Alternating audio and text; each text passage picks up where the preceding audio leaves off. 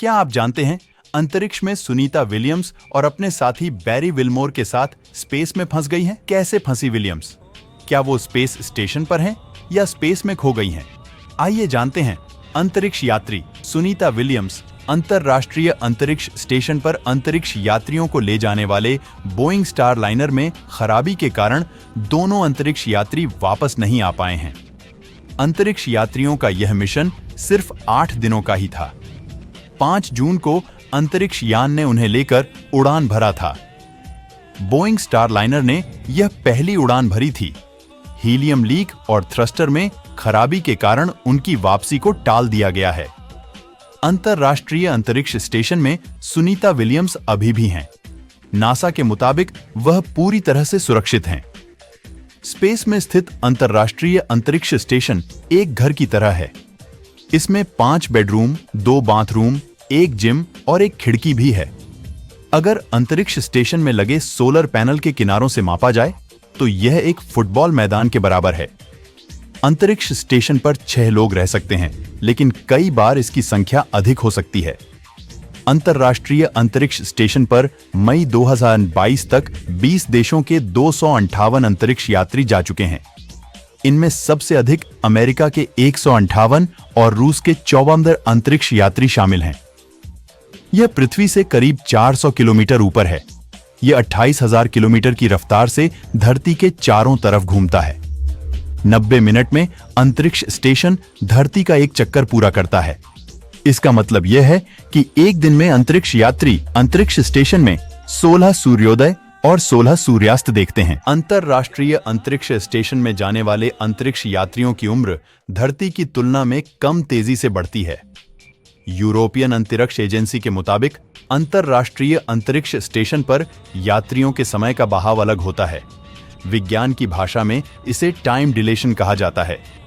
इसकी वजह से कोई शख्स अंतरराष्ट्रीय अंतरिक्ष स्टेशन पर 16 साल तक रहता है तो उसकी उम्र धरती के लोगों की उम्र से 1 सेकंड कम रहती है। अब आइए जानते हैं अंतरिक्ष में रहने वाले यात्रियों पर क्या असर होता है। अंतरिक्ष में वातावरण पृथ्वी से अलग होता है। वहां पर माइक्रोग्रेविटी, रेडिएशन का खतरा, अंतरिक्ष स्टेशनों के सीमित क्वार्टर मानव स्वास्थ्य के लिए एक चुनौती है। अंतरिक्ष स्टेशन पर ज्यादा समय तक रुकना उनके लिए जोखिम भरा है। अंतरिक्ष यात्रियों के लिए स्पेस में तात्कालिक परिवर्तनों में एक द्रव पुनर्वितरण है। गुरुत्वाकर्षण न होने की वजह से शारीरिक तरल पदार्थ शरीर के ऊपर वाले भाग पहुंचने लगते हैं।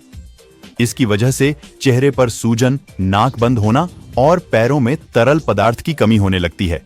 इससे रक्त की मात्रा कम होने का खतरा रहता है और ब्लड प्रेशर में गड़बड़ी हो सकती है।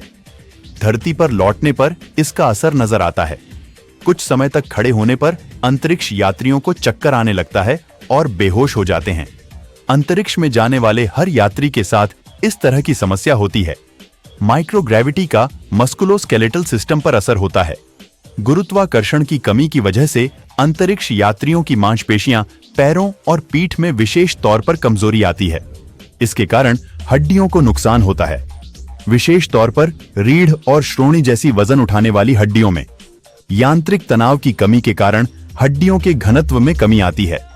20 जुलाई 1967 को अमेरिकी अंतरिक्ष यात्री नील आर्मस्ट्रॉन्ग ने चांद की जमीन पर कदम रखा था। अंतरिक्ष की इस दौड़ में रूस बहुत पीछे रह गया था। इसके बाद अमेरिका पर बढ़त हासिल करने के लिए रूस ने पृथ्वी की निचली कक्षा धरती से करीब 400 किलोमीटर दूर अंतरिक्ष में 19 अप्रैल को 1971 को दुनिया का पहला सल्यूट 1 अंतरिक्ष स्टेशन स्थापित किया। अंतरिक्ष यात्री यहां पर रहकर शोध करते थे। सोवियत ने सोयूज 11 अंतरिक्ष यान से 3 अंतरिक्ष यात्री भेजे थे और वे वहां पर 21 दिन रहे। वापस आते वक्त अंतरिक्ष यान में खराबी आ गई और तीनों अंतरिक्ष यात्रियों की मौत हो गई। इसके बाद अमेरिका ने भी अपना पहला अंतरिक्ष स्टेशन 14 मई 1973 को लॉन्च किया। फिर रूस ने 20 फरवरी 1986 तो अपना पहला स्थायी स्पेस स्टेशन मीर स्थापित किया। इसके बाद नासा ने कनाडा, जापान और यूरोप की अंतरिक्ष एजेंसियों के साथ मिलकर अंतरराष्ट्रीय अंतरिक्ष स्टेशन का निर्माण किया। अंतरराष्ट्रीय अंतरिक्ष स्टेशन को बनाने में रूस भी शामिल है।